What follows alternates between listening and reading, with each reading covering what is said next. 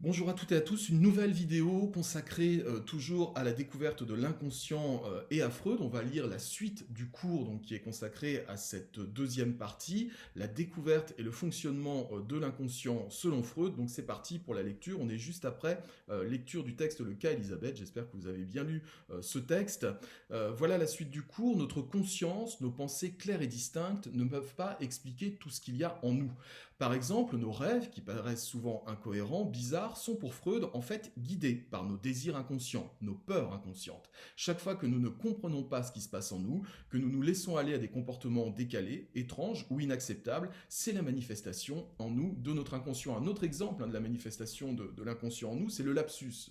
Freud en parle beaucoup. Vous savez ce que c'est qu'un lapsus? Vous dites une phrase et puis tout d'un coup, vous remplacez un des mots inconsciemment par un autre mot qui n'a rien à voir et qui est souvent un peu gênant dans la phrase en question. Et souvent, d'ailleurs, quand vous faites un lapsus, vous dites « haha, lapsus révélateur », de façon ironique, mais souvent, dit Freud, en fait, oui, effectivement, le lapsus est bien une manifestation de notre inconscient. Freud prend un exemple avec un scientifique de son époque qui devait se rendre à un congrès où il n'avait absolument aucune envie d'aller, et ce scientifique, en ouvrant ce congrès à Berlin, avait dit « je déclare ce congrès fermé », au lieu de dire « je déclare ce congrès ouvert ». En fait, effectivement, inconsciemment, cet homme n'avait pas du tout envie d'être là, n'avait pas du tout envie d'être à ce congrès, donc il le déclarait fermé pour que les choses aillent plus vite. C'est trivial, bien sûr, mais le lapsus peut être tout à fait révélateur de la vérité de notre inconscient, de la vérité de ce qu'il y a au plus profond de nous.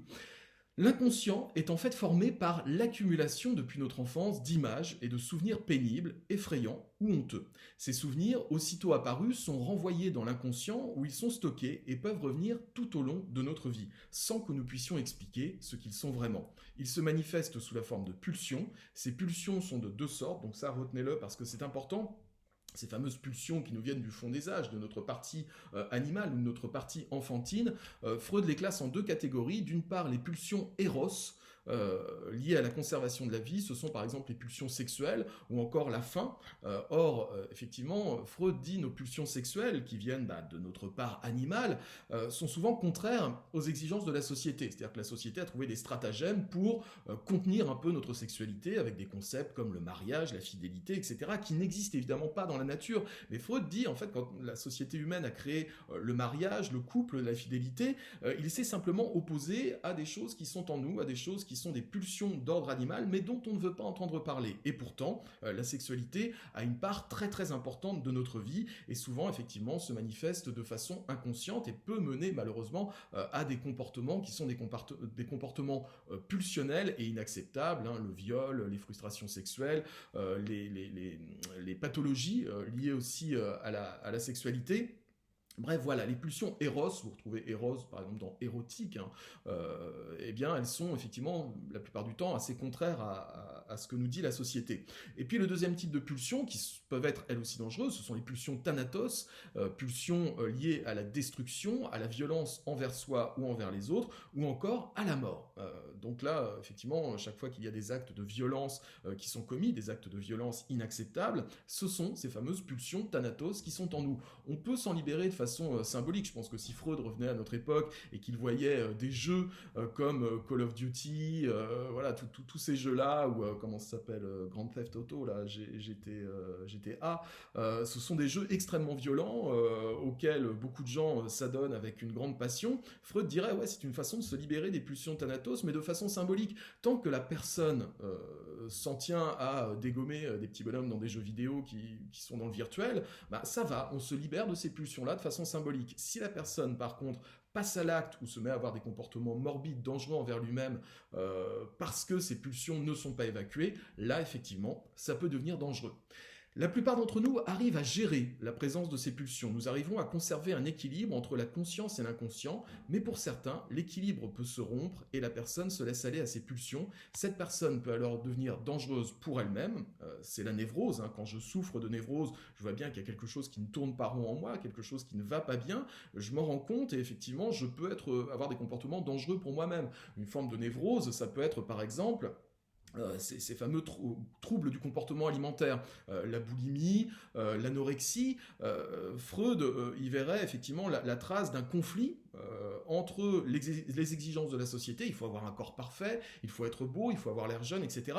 Et puis nos pulsions vitales qui sont de manger, et que ça n'a pas toujours été le cas à toutes les époques. Par exemple, au Moyen-Âge, être bien portant, bien en chair, eh bien, c'était être beau ou être belle parce qu'on montrait qu'on avait suffisamment à manger. Aujourd'hui, il faut être très très mince pour être à la mode, pour être beau, pour être belle. Et ces exigences de la société vont se heurter très concrètement à nos désirs qui sont des désirs alimentaires très profonds. Donc cette espèce de société schizophrène, ou du moins une schizophrénie entre nous, nos exigences, les volontés de nos pulsions, et puis la société qui nous dit non, il ne faut pas faire comme ci, il faut faire comme ça, eh bien ça peut mener effectivement à des comportements à risque. Un autre exemple que je peux vous donner sur ce paradoxe des exigences de la société, Freud dit notamment, et c'est pour ça qu'il va faire scandale à son époque, Freud nous dit, mais vous savez qu'il y a une sexualité infantile. Qu'est-ce que c'est que la sexualité infantile? C'est le fait que les enfants, et même les tout petits, les jeunes enfants, ont déjà des pulsions sexuelles. Ils n'ont pas encore les organes sexuels développés pour avoir une sexualité, mais cette sexualité va se passer de façon fantasmatique. Et ça va faire naître en nous, vous avez sans doute entendu parler de ce terme-là, du fameux complexe d'Oedipe. Le complexe d'Oedipe, ça arrive, dit Freud, dans la toute petite enfance, vers 5-6 ans. Les petits garçons tombent amoureux de leur maman, les petites filles tombent amoureuses de leur papa. Alors souvent, la société a tendance à voir ça comme très mignon, plus tard je me marierai avec maman et avec papa, c'est juste de l'admiration. Freud dit non, c'est un véritable désir sexuel. C'est-à-dire que l'enfant veut coucher avec son tuteur ou sa tutrice, et effectivement, à l'époque, ça crée un scandale. Aujourd'hui encore, ça met mal à l'aise. Et Freud dit, évidemment, à l'âge adulte, on a évacué ce souvenir-là, on ne veut plus en entendre parler, parce que ça nous paraît un peu malsain, mais pourtant, dit Freud, la toute première frustration sexuelle que nous avons, eh bien, nous l'avons dans notre enfance avec ce fameux complexe d'Oedipe. Certains arrivent très bien à gérer ce complexe d'Oedipe, et ont plus tard une sexualité tout à fait normale, puisqu'ils ont assimilé les lois de la société qui leur disent, bah non, on ne couche pas avec son papa ou avec sa maman, et sont passés à autre chose.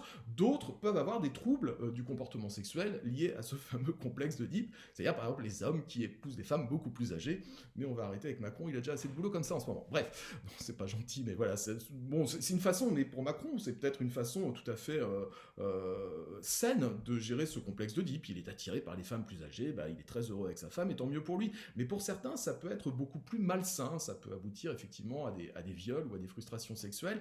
Donc voilà, pour Freud, effectivement, beaucoup de choses dans notre vie sont liées à des pulsions sexuelles ou violentes qui sont latentes, qui sont en nous et qui ne demandent qu'à s'exprimer et qui sont parfois frustrés, donnant lieu effectivement à des comportements déviants, bizarres, etc. Donc là aussi, hein, Freud a été très mal accepté à son époque par la communauté médicale, mais aussi par le grand public, parce qu'on se disait qu'est-ce que c'est que ce cochon qui ne nous parle que de sexe et de violence en continu. Effectivement, hein, Freud est un des penseurs qui a le plus fait évoluer un petit peu les choses dans la société en donnant libre cours à la parole sur la sexualité ou sur la violence. Voilà ce qu'il en est. On va passer au grand 3 de ce chapitre, grand 3 qui pose une question, sommes-nous tous des malades en puissance? Puisque ça, il faut le retenir, c'est important. À partir de Freud, on se rend compte que, eh bien, il n'y a pas vraiment de frontière entre les gens qu'on dit fous et les gens qu'on dit bien portants. Avant Freud, c'était une naissance, c'est-à-dire que quelqu'un qui a des comportements bizarres, qui a des pathologies mentales, bah c'est comme ça, il est né ou elle est née comme ça, et puis elle mourra avec. À partir de Freud, on se rend compte finalement que n'importe qui peut être amené à péter les plombs si le schéma conscience-inconscient est perturbé à un moment donné de la vie. Voilà ce qu'on peut en dire. En 1920, Freud publie un schéma de l'inconscient formé par le ça, le moi et le surmoi. Ça porte un nom, ce schéma de l'inconscient, c'est la topique. Topique, non pas tropique, mais topique, T-O-P-I-Q-U-E. Topique, pourquoi? Parce qu'en fait, ça vient du grec topos, qui veut dire le plan. Donc Freud va essayer de dresser un plan de l'organisation de notre esprit, qui est un plan évidemment totalement abstrait. Ça ne correspond pas, par exemple, à des zones du cerveau. C'est quelque chose qui est abstrait, mais qui est vérifiable par la pratique psychanalytique, dit Freud. Donc voilà, le ça, le moi et le surmoi. Alors là aussi, hein, soulignez-le, surlignez-le, c'est très important, ces trois notions-là, ça, moi et surmoi. Ce sont les trois parties de notre esprit, parties qui sont en conflit permanent. C'est-à-dire que même quand vous êtes bien, quand vous êtes là, par exemple, vous êtes en train de regarder cette vidéo et vous dites mais je vais très bien, il n'y a pas de problème, ma conscience est en train de travailler, mon inconscient n'existe pas. Non, à tout moment, à tout instant, il y a cette espèce de cocotte minute en nous, ce conflit entre nos pulsions, nos souvenirs enfouis et notre conscience. Alors, si l'équilibre est maintenu, vous ne vous rendez compte de rien. S'il y a une rupture dans l'équilibre entre votre ça, votre inconscient, et votre moi, eh bien, ça peut devenir dangereux, névrose ou psychose. Donc ce sont les trois parties de notre esprit, parties qui sont en conflit permanent, je l'ai déjà dit. Pour comprendre les origines de ce conflit, le patient doit entamer une psychanalyse pour comprendre l'origine de ces troubles. Le moi, d'abord, le moi, c'est la partie consciente, sociale de notre être. Le moi est soumis et faible, c'est l'instance diplomatique de notre psychisme. Le moi est en rapport avec l'extérieur, c'est-à-dire le principe de réalité. Le moi, c'est votre conscience, c'est tout ce dont vous vous rendez compte dans votre esprit. En ce moment, vous êtes en train de regarder une vidéo, vous êtes conscient de votre environnement, vous êtes conscient qu'il y a une société, qu'il y a des lois, qu'on ne fait pas n'importe quoi. Et donc voilà, ce moi, s'il était tout seul là-dedans, bah, ça irait très bien, hein, vous n'auriez pas de souci. Le problème, c'est que votre moi, il n'est pas tout seul. Il y a également le ça. Le ça, c'est la partie inconsciente et tyrannique de notre esprit. Le ça envoie sans arrêt des pulsions vers le moi, pulsions qui veulent être réalisées tout de suite. Si la pulsion est acceptable, par exemple il est midi et j'ai faim, c'est une pulsion qui vient de notre ça, elle passe à la conscience. C'est-à-dire que hop, vous vous rendez compte que vous avez faim et puis vous allez essayer de soulager votre faim en achetant à manger. Si la pulsion est socialement inacceptable, elle est refoulée vers l'inconscient. Le ça est régi par le principe de plaisir. Le principe de plaisir, c'est la partie animale, sauvage qui est en nous et qui n'en a strictement rien à faire des exigences de la société. Donc le ça peut être effectivement des pulsions un peu malsaines, et ces pulsions-là, eh bien, elles veulent être oubliées par la conscience, elles sont rejetées.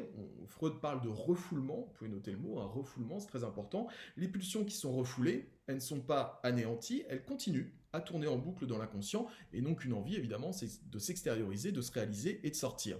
Donc comment ça va se passer pour gérer la pression entre le ça, les pulsions, et le moi, la partie consciente de notre être? Eh bien, il existe le surmoi. C'est le troisième élément. Le surmoi, c'est en quelque sorte le gendarme de notre esprit. Le surmoi est situé dans l'inconscient.